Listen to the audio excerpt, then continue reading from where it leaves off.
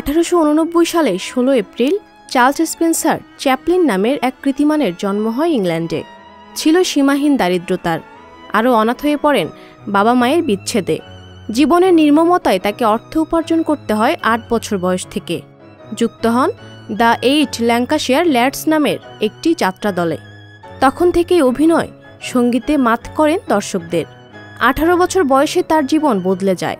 ডাক আসে তৎকালীন ইংল্যান্ডের বিখ্যাত চলচ্চিত্র প্রযোজনা প্রতিষ্ঠান দ্য কার্নো কোম্পানি থেকে। এরপর চ্যাপলিনের উড্ডয়ন পর্ব।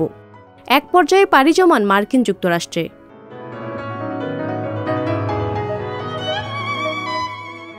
আস্তে আস্তে চ্যাপলিনের আর্থিক সংকট কাটে, তিনি জনপ্রিয় হতে থাকেন। সঙ্গে সঙ্গে তার ছবি বক্স অফিসে আলোড়ন তৈরি করে।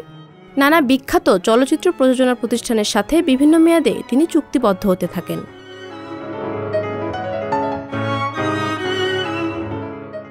চার্লির কর্মজীবন বেশ দীর্ঘই বলা যায়। প্রায় 75 বছর তিনি ইন্ডাস্ট্রিতে সক্রিয় ছিলেন।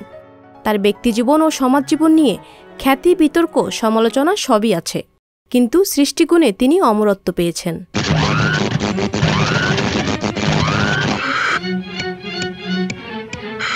বেঁচে থাকতেই এই সৃষ্টিমান পেয়েছে বহু স্বীকৃতি। 3 বার তিনি একাডেমি পুরস্কার অর্জন করেন। এমনকি সোভিয়েত মহাকাশ বিজ্ঞানীরা 1981 সালে সৌরজগতের একটি নক্ষত্রের নাম রাখেন চ্যাপলিনের নামে।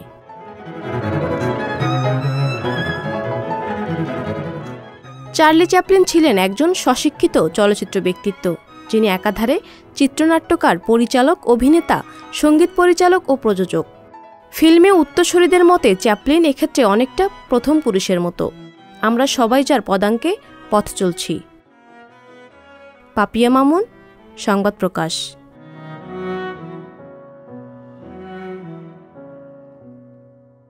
সংবাদ, ফিচার ও অনুষ্ঠানের জন্য ভিজিট করুন সংবাদ প্রকাশের ওয়েবসাইট এবং যুক্ত থাকুন ফেসবুক পেজ ও ইউটিউব চ্যানেলের সঙ্গে।